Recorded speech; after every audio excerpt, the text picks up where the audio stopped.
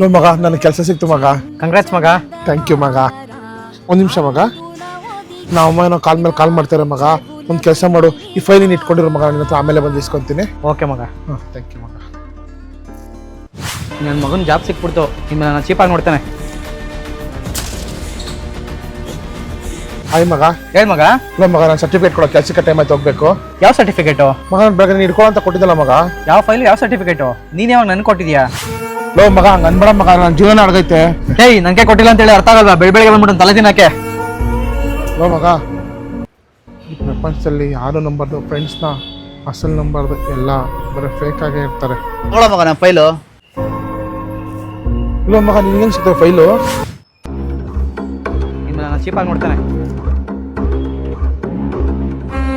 No ಮಗ, ಎಲ್ಲ friends fake ಆಗಿರಲ್ಲೋ, ನಂಬಿದ್ರೆ ಪ್ರಾಣ ಕೊಡೋ ಫ್ರೆಂಡ್ಸ್ ಕೂಡ ಇರ್ತಾರೆ.